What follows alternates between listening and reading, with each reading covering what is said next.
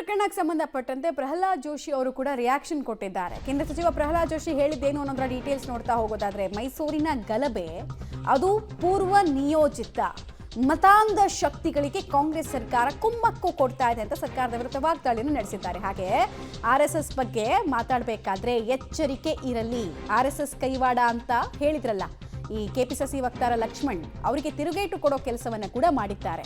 ಸುಮ್ಮನೆ ಬಾಯಿ ಇದೆ ಅಂತ ಹೇಳಿ, ಎಲುಬಿಲ್ಲದ ನಾಲಿಗೆ ಅಂತ ಹೇಳಿ ಹೆಂಗೆಂಗೋ ತೇಲ್ಸಕ್ಕೆ ಹೋಗಬೇಡಿ ಅಂತ ಎಚ್ಚರಿಕೆಯನ್ನು ಕೊಟ್ಟಿದ್ದಾರೆ ಅವರದೇ ಭಾಷೆಯಲ್ಲಿ. ಕೆಲವು ಆನ್ಲೈನ್ ಮಾಧ್ಯಮದಲ್ಲಿ ಬಂದಿದೆ, ಅವನಷ್ಟಕ್ಕೆ ಅವನು ವಾಟ್ಸಾಪ್ದಲ್ಲಿ ಎಲ್ಲೇ ಇತ್ತದು, ಯಾರು ಹಾಕಿದ್ದಾನೆ ಅಂತ ಈಗ ಅರೆಸ್ಟ್ ಮಾಡಿದ್ದಾರೆ. ಅದನ್ನು ಅವನ ಅಂಗಡಿಯಲ್ಲಿರುವಂಥ ಕೆಲವರು ಕೆಲಸಗಾರರು ಮಾಡಿದ್ದಾರೆ ಅಂತ ಇದು ಬಂದಿದೆ. ನನಗೆ ಇದರ ಬಗ್ಗೆ ಸಂಪೂರ್ಣವಾದಂಥ ಫಸ್ಟ್ ಹ್ಯಾಂಡ್ ಮಾಹಿತಿ ಇವತ್ತು ಈ ವಿಷಯದ ಬಗ್ಗೆ, ಉಳಿದದ್ರ ಬಗ್ಗೆ ನಾನು ಮಾತಾಡಿದ್ದೀನಿ ಅಲ್ಲಿ ಸಂಬಂಧಿಸಿದವ್ರಿಗೆ, ನನಗೆ ಗೊತ್ತಿಲ್ಲ. ಆದರೆ ಅಂದರೆ ಒಂದು ರೀತಿಯಲ್ಲಿ ತಯಾರಿ ಗಲಭೆ ಮಾಡಲಿಕ್ಕೆ ಎಲ್ಲ ಕಾಲದಾಗೂ ಯಾವ ರೀತಿ ತಯಾರಿ ಇಟ್ಕೊಂಡಿರ್ತಾರೆ ಅನ್ನೋದು ಇದು ಅತ್ಯಂತ ಗಂಭೀರವಾದಂಥ ವಿಷಯ ಇದೆ.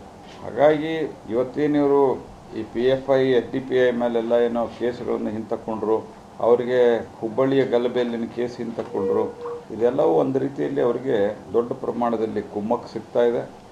ಅನೇಕರು ಹಿಂದೂಗಳ ಭಾವನೆಗೂ ಸಹಿತ ಧಕ್ಕೆಯಾಗುವ ರೀತಿಯಲ್ಲಿ ದೊಡ್ಡ ಪ್ರಮಾಣದಲ್ಲಿ ವರ್ತಿಸಿರುವಂಥ ಉದಾಹರಣೆ ಇದೆ. ಆದರೆ ಎಲ್ಲೋ ಒಂದು ಕಡೆ ಕೇಸ್ ಹಾಕ್ತಾರೆ, ಪೊಲೀಸ್ ಕಂಪ್ಲೇಂಟ್ ಕೊಡ್ತಾರೆ, ಅದಾದ ನಂತರ ಕಾನೂನು ಪ್ರಕಾರ ಕ್ರಮ ಆಗ್ತದೆ. ಆದರೆ ಇವರು ಮತಾಂಧ ಶಕ್ತಿಗಳು ಮಾತ್ರ, ಇಸ್ಲಾಮಿಕ್ ಮತಾಂಧ ಶಕ್ತಿಗಳು, ಇವರು ಕಾಂಗ್ರೆಸ್ಸಿನ ಕುಮ್ಮಕ್ಕಿನ ಮೇರೆಗೆ ಈ ರೀತಿ ವರ್ತಿಸ್ತಾ ಇದ್ದಾರೆ. ಇವತ್ತು ಕಾಂಗ್ರೆಸ್ ಸರ್ಕಾರನೋ ಬಿಜೆಪಿ ಸರ್ಕಾರನೋ ಅಲ್ಲ ಇಲ್ಲಿ ಪ್ರಶ್ನೆ ಇರೋದು. ಇವರು ಬಾಲ ಬಿಚ್ಚಿದಾಗಲೆಲ್ಲ ಅದನ್ನು ಕಟ್ ಮಾಡೋ ಕೆಲಸ ಮುಂಚೆನೇ ಆಗಿದ್ದಿದ್ರೆ ಪ್ರಾಬಬ್ಲಿ ಬಾಲ ಮುದ್ರಕೊಂಡಿರ್ತಾ ಇದ್ರು ಅನ್ನೋದು ಜನಾಭಿಪ್ರಾಯ.